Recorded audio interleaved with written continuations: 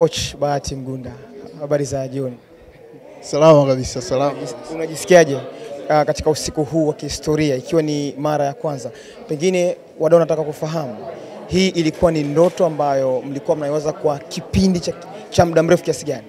Nafikiri ni muda mrefu sana, na niwapongeze sana bidii pamoja na wadhamini wote waliowezesha jambo hili kutekelezeka, kwa sababu tunahitaji kuwa kwenye maeneo haya, tunahitaji kuwa na events kama hizi.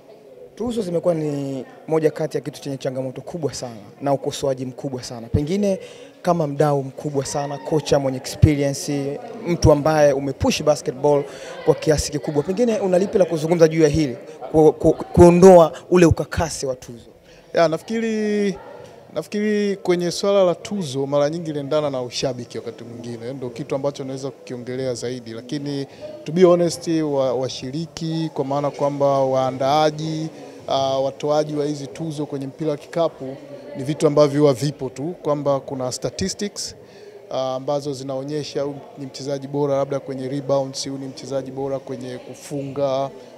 Kwa hiyo vitu vyote vipo kwenye data ambazo zinatakiwa kutolewa kila baada ya mchezo, na sasa hivi kuna software ambazo wakati mchezo unaendelea inaweza kuwa inakusanya hizo data. Kwa hiyo nafikiri kwenye mpira wa kikapu zipo wazi tu, japokuwa hata kwa wenzetu kule NBA Marekani bado kuna changamoto pia, kwamba kuna watu wanataka mchezaji fulani ndo anahisi amekuwa mzuri zaidi au anastahili kupata tuzo, na hii kitu ipo kwenye baadhi ya tuzo, sio kwamba ni tuzo zote. Nafikiri kwa mfano mchezaji bora kidogo inaweza kuleta utata, lakini kwa mfano mtu anasema ni defensive player, tayari ana data zinazomuonyesha yeye ni mchezaji bora wa defense. Kwa hiyo nafikiri ni vitu vya kawaida, na ndivyo vinavyoleta ladha ya kuhudhuria kwenye event kama hizi. Shida kwenye kitu sio kuanza, shida ni kuendeleza. Pengine unaliona hili jambo litakuwa litaendelea kwa miaka ijayo na siku zijazo? Kama ulivyosema, tatizo kubwa huwa ni kuanza.